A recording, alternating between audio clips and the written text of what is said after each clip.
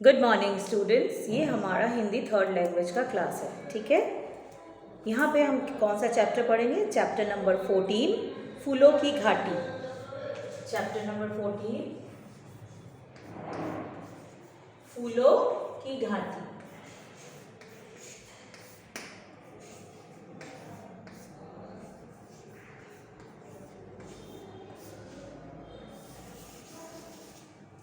Okay, ये एक poem है। ठीक, चलो अब हम इसको पढ़ते हैं।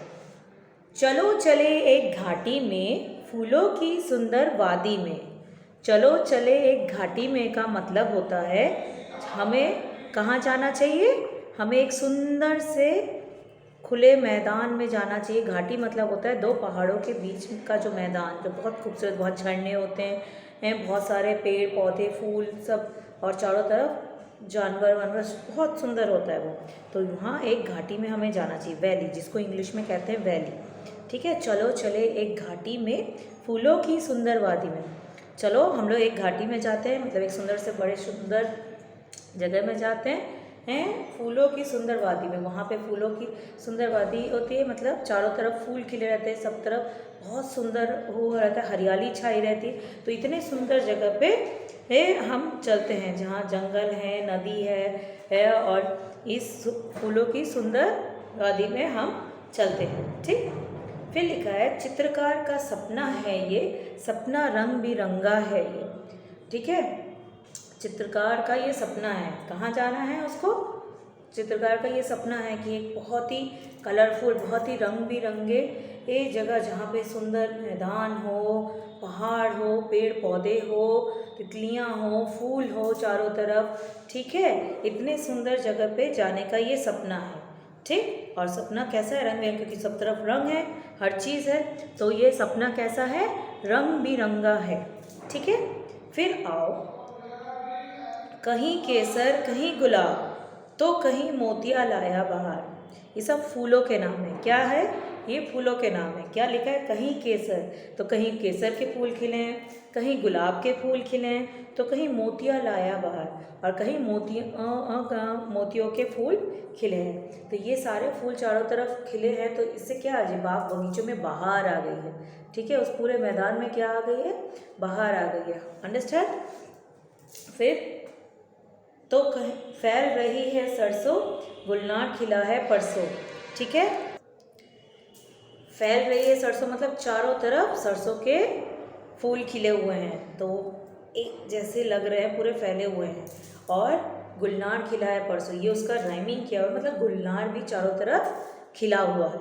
कितने सारे फूलों के नाम है कि ये सारे फूल वहाँ पे खिले हुए हैं। ठीक है, फिर नेक्स्ट आओ, जूही शर्माती लजाती है।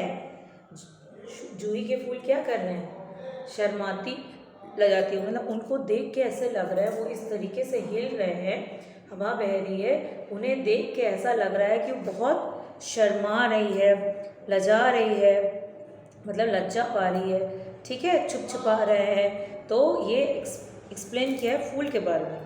चमेली भी तो इतराती है, और चमेली ये एकदम नखरे दिखा दिखा कर खिली हुई है। तो ये प्रोवर्ब्स है इस पोएम को लिखने का, कि ये मतलब है जूही के फूल भी खिले हुए हैं और चमेली के फूल भी चारों तरफ खिले हुए हैं। तो सुंदर, कितना सुंदर नज़ारा है। कहीं पे केसर, कहीं पे गुलाब, कहीं पे मोतिया, कहीं पे सरसों, तो कहीं पे गुलनार, कहीं पे जूही, कहीं पे चमेली। अब देखो, चंपा ने है जाल बिछाया, मतलब इस तरीके से चंपा के फूल चारों तरफ खिले हुए हैं कि ऐसा लग रहा है कि ये जाल बिछाया हुआ है, कि उन्हीं का जगह है, वो लोग ही चारों तरफ खिले हुए हैं। तो ये है चंपा ने जाल बिछाया। ठीक, नेक्स्ट आओ, सूर्यमुखी ने थाल सजाया। जब हम सूर्यमुखी का आप पेड़ देखते हैं और उसमें जब फूल खिले रहते हैं, तो वो इतना बड़ा बड़ा एक है, तो वो लगता है कि एक थाली है, बीच में कुछ है, फिर चारों तरफ से सजाया हुआ है। तो इससे क्या पता चलता है कि उसका जो फूल है इतना बड़ा बड़ा, उसको देख के लग रहा है कि उसने एक पूरा थाली सजाई हुई है। ठीक है, जैसे हम उनको खाने में किसी को कुछ देते हैं तो पूरा सजा के देते हैं ना, वैसे यहाँ पे बोला है सूर्यमुखी ने थाल सजाया है। ठीक, फिर नेक्स्ट, फूलों को पहचानो तुम, छूकर उनको जानो तुम। चारों तरफ फूल खिले हैं, उनको पहचानो, उनको देखो, उनकी सुंदरता को फील करो और छूकर उनको वो जानो तुम, मतलब छू के देखो उनकी जो वो इतने ब्यूटीफुल है, इतने सुंदर हैं। ठीक है, उनको समझो, वो लोग भी कितने अच्छे लग रहे हैं, जो हमारी भावनाओं को बढ़ा रहे हैं। ठीक, फूलों की भाषा होती है, शब्दों की रचना होती है। फूलों की भी भाषा होती है, मतलब जब तुम उसको छुओगे, उसके पास जाओगे, वो इतने प्यारे होते हैं तो तुम्हारे मन में अपने आप उनके प्रति प्रेम जगेगा। हाँ, अच्छे लगेंगे और उनको देखकर ही तुम्हारे अंदर अलग अलग तरीके के शब्द तैयार होंगे। ठीक है, उनको एक्सप्रेस करने के लिए अलग अलग तरीके के शब्द निकले, तो हम शब्दों की रचना, यहाँ लिखा है शब्दों की रचना होती है। तो हम अगर उस सुंदरता को देख के कुछ लिखते हैं या कुछ करते हैं तो मतलब हम नए शब्दों की रचना करते हैं। ठीक है, फिर आओ नेक्स्ट, भंवरे करते इनसे प्यार। भंवरे क्या करते हैं इनसे प्यार, मतलब फूल खिले अगर रहते हैं तो चारों तरफ हम देखते हैं भंवरे आ जाते हैं, कितने अच्छे लगते हैं, सब तरफ भिनभिनाते रहते हैं। ठीक है, तितली मंडराए बारंबार। तितलियाँ भी चारों तरफ हम लोग को देखने को मिलती है, जहाँ बहुत फूल खिले हैं वो लोग रस पीने के लिए आती हैं। चारों तरफ हम लोग देख पाते हैं तितलियाँ ही तितलियाँ हैं, बहुत सुंदर नज़ारा होता होगा। फूल खिले तो आए बहार, इससे मतलब सारे कीड़े मकोड़े जो सुंदर दिखते सब लोग आ जाते हैं, इतने चारों तरफ फूल खिले। तो क्या बोला, इसीलिए कहा जाता है फूल जब खिलते हैं तो चारों तरफ क्या आ जाता है, बहार।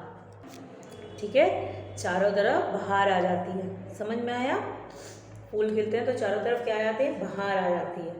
ये है इस पोएम का सार। फिर उसके बाद लास्ट लाइन लिखा है, मधुबन पर तुम करो ना वार। जब चारों तरफ फूल खिलते हैं तो बहार आ जाती है, तो ऐसे समय ऐसी चीज़ों पे कभी भी हमें, मधुबन मतलब बगीचे, बाग बगीचे को नष्ट नहीं करना चाहिए, पेड़ों को काट नहीं देना चाहिए। ठीक है, अगर हम नष्ट कर देंगे तो इतना सुंदर जो नज़ारा है, इतने फूल हैं, इतने पौधे हैं, फिर तितलियाँ हैं, भंवरे हैं, ये सब हम कभी नहीं देख पाएंगे। इसलिए हमें इन्हें नष्ट नहीं करना चाहिए। ठीक है, ये रहेंगे तो हम इनकी जो सुंदरता है इनको हम देख पाएंगे, चारों तरफ जो बहार आती है फूल खिलने से वो हम देख पाएंगे, वरना हम कभी भी इन चीज़ों को नहीं देख पाएंगे। ठीक है, अब आओ वर्ड मीनिंग पे। घाटी, घाटी मतलब पर्वतों के बीच की भूमि। ठीक, फिर चित्रकार, चित्रकार मतलब चित्र बनाने वाला। रचना मतलब बनाना। मधुवन मतलब बगीचा। वादी मतलब जंगल, नदी के किनारे का मैदान। इतराना मतलब मचलना। मंडराना मतलब चक्कर लगाना। वार मतलब हमला। अब आते हैं क्वेश्चन आंसर पे। पहला क्या दिया है मौखिक में, चित्रकार का सपना क्या है। एक घाटी में फूलों की सुंदर वादी में जाना चित्रकार का सपना है। ठीक, कौन बहार ले आया, केसर, गुलाब और मोतियों के फूल खिलने से बहार आ गई। वह हम कह सकते हैं फूलों के खिलने से बहार आ गई। किसकी कली शर्माती है, जूही की कली शर्माती है। अब आओ चूज द करेक्ट आंसर में। कवि हमें कहाँ ले जाना चाहते हैं, कवि हमें फूलों की घाटी में ले जाना चाहते हैं। नेक्स्ट, किसका पौधा चारों ओर फैल रहा है, हम लोग ने क्या पढ़ा था, सरसों का। ठीक, फिर नंबर ग, कौन सा फूल अपनी सुंदरता पर इतराता है, चमेली का फूल। ठीक है, फिर क्या है, कविता में किन किन फूलों की बात की गई है। कविता में केसर, गुलाब, मोतियाँ, सरसों, गुलनार, जूही, चमेली, चंपा, सूर्यमुखी आदि फूलों की बात की गई है। फिर नेक्स्ट, भंवरे किससे प्यार करते हैं, भंवरे फूलों से प्यार करते हैं। ठीक, फिर फूलों की भाषा को समझना क्यों ज़रूरी है। अगर हम फूलों की भाषा को समझना इसलिए ज़रूरी है क्योंकि इससे शब्दों की रचना होती है। उसके बाद मधुबन पर तुम करो ना वार, आश्रय स्पष्ट कीजिए, मतलब और एक्सप्लेनेशन से बताइए। मधुबन पर तुम करो ना वार का मतलब है कि हमें मधुबन को नष्ट नहीं करना चाहिए। मधुबन के फूल खिलते हैं तो बहार आ जाती है। भौरे और तितलियां चारों ओर मंडराने लगते हैं। ये सब देखकर हम लोग बहुत खुश होते हैं, इसलिए हमें मधुबन को नष्ट नहीं करना चाहिए।